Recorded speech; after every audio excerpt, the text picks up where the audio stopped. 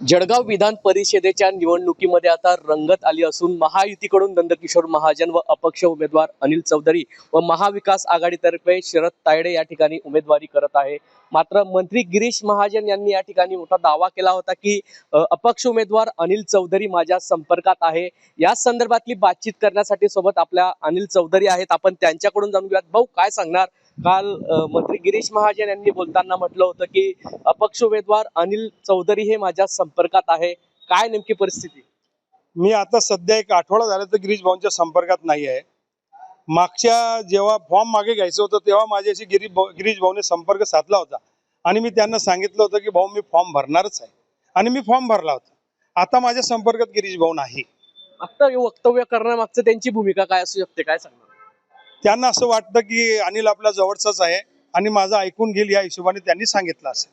संभ्रम निर्माण करण्याचा प्रयत्न आहे का? संभ्रमच निर्माण होतो ना त्याच्याने। म्हणजे मी जेव्हा दौरा करत होतो तेव्हा मला फोन सुरू झाले की भाऊ काय असं काय तुम्ही त्यांच्याशी संपर्कात आहे का? मी सांगितलं मी भाऊंच्या संपर्कात नाही। भाऊ, आता जर विचार केला तर ही तिरंगी लढत बघायला मिळते आहे। महायुतीचे नंदकिशोर महाजन असतील, आपण आहात, त्याचप्रमाणे शरद तायडे आहेत। काय नेमकं आव्हान असणार आपल्या समोर? आव्हान म्हणजे एक समजा भाजप आहे, भाजपचे 200-250-250 मत आहेत आणि आपली शून्यापासून सुरुवात होते। त्या हिशोबाने जी टीम ज्यांनी मला पहिले सुरुवातीला बोलवलं आणि 109 नगरसेवक तिथं जमा झाले आणि त्याच्यानंतर मैत्रीचा पाठिंबा, शिवसेनेचे आमदार हे माझे जिवलग मित्र आहे।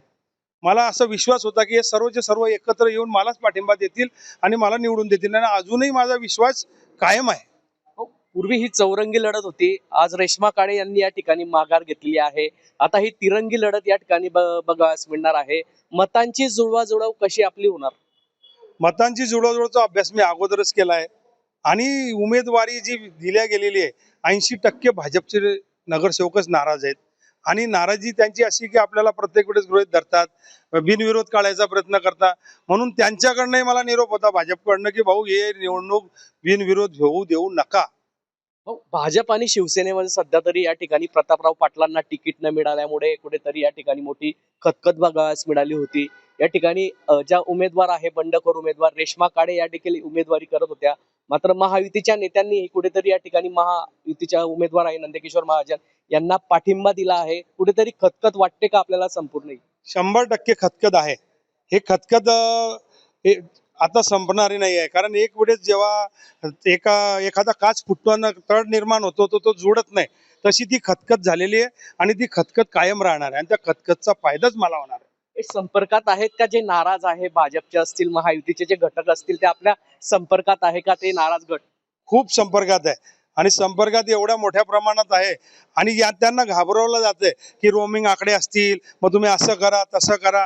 पण आता परिस्थिती अशी आहे की जेही बूथ असतील सर्व बूथचं मतदान एका ठिकाणी होणार आहे आणि एकाच सर्व बूथचं मतदान जाणार आहे, तर कोणी कोणाला मतदान दिलं ते समजणारच नाहीये। म्हणून मला विश्वास आहे की मी जिंकणार आहे।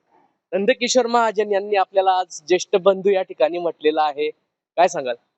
नंदू तसा माझा लहान भाऊच आहे, पण मी नंदूला एक विनंती करतो की तू पद भूषवलेले आहे, तू पद किती वर्ष झाले करतोय काम, हे पद तू गिरीश भाऊला सांगून जर का मला पाठिंबा दिला तर महाराष्ट्रात एक वेगळं नाव होईल तुमचं की भाजपने सुद्धा कुठल्या तरी अपक्ष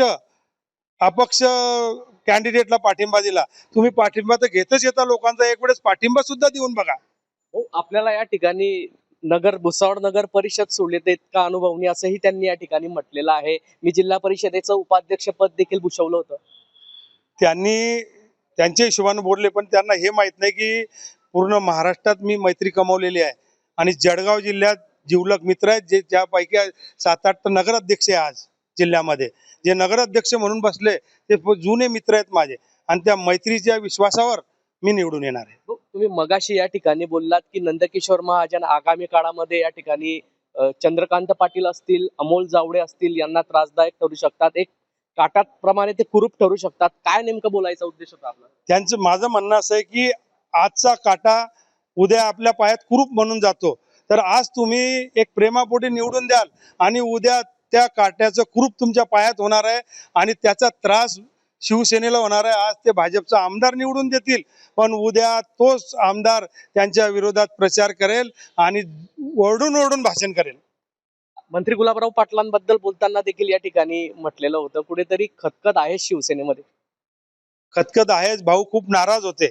भाऊंची इच्छा होती की प्रतापला भेटलं पाहिजे आणि खरंच प्रतापचं काम कित्येक वर्षापासून या शहरात या जळगाव जिल्ह्यात चांगलं होतं. भाऊ पालकमंत्री होते. थोडं मोठं मन दाखवून भाऊंना तिकीट देऊन द्यायला पाहिजे होतं, पण यांनी दिलं नाही. त्याचा बेनिफिटही मला होईल आणि सामाजिक गणित चुकले आहेत त्याचा बेनिफिट सर्व समाज मला देतील. दोघांच्या भांडणात तिसऱ्याचा फायदा होईल 100%. भाऊ, ज्या प्रकारे 2009 मध्ये या ठिकाणी जे मनीष बाबूजी जैन असतील, निखिल भाऊ खडसे असतील, यांच्या विरोधात या ठिकाणी आपण उमेदवारी केली होती, तशाच प्रकारचा प्रतिसाद आपल्याला या ठिकाणी या निवडणुकीमध्ये देखील मिळू शकतो का आणि आपला विजय होऊ शकतो? मी 2010 मध्ये जेव्हा लढलो होतो तेव्हा राष्ट्रवादी काँग्रेसने माझं तिकीट एक आठवडाभर लेट दिलं होतं, म्हणून यांना लोक घेऊन जाता आले होते बाहेरनं, तर मी मागचंच इलेक्शन जिंकलो असतो. आणि तेव्हा मी फाईटही चांगली दिली होती. निखिल भाऊ खडसे असतील, मनीष दादा असतील आणि मी, आम्ही लढलो होतो आणि चांगली फाईट मी त्यावेळेसही दिली होती. महायुती म्हणजे या ठिकाणी मोठा घटक पक्ष आहे, त्यामध्ये 3 मंत्री आहे, एक कॅबिनेट मंत्री आहे आणि आपण अपक्ष आहात. कसा निभाव या ठिकाणी आपला लागू शकतो, कारण मोठी ताकद महायुतीची आहे. जिल्ह्यात आम्ही 30 वर्षापासून 35 वर्षापासून काम करतोय. मोठ्या मोठ्या मंत्री आमच्या समोर भरपूर वेळेस आले, आम्ही लढलोही. आत्ताच मगाशी नगरपालिकेचं इलेक्शन झालं, मंत्री संजय सावकारे यांच्या पत्नी लढल्या आणि तिथं चौधरी परिवार जिंकलाय. असाच चौधरी परिवार या इलेक्शन मध्ये जिंकणार आहे.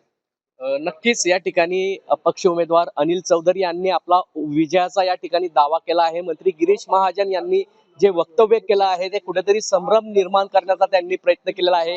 आपल्याला कुठल्याही प्रकारचा संपर्क या ठिकाणी झाला नसल्याचं अनिल चौधरी यांनी म्हटलेलं आहे आणि आगामी काळात जळगाव विधान परिषदेवर विजय आपलाच असल्याच्या भावना अपक्ष उमेदवार अनिल चौधरी यांनी व्यक्त केला आहे. नेमकं जळगाव विधान परिषदेवर कोण आमदार होतं हे आता पाहणं महत्त्वाचं ठरणार आहे. जुगल पाटील, जय महाराष्ट्र न्यूज, जळगाव.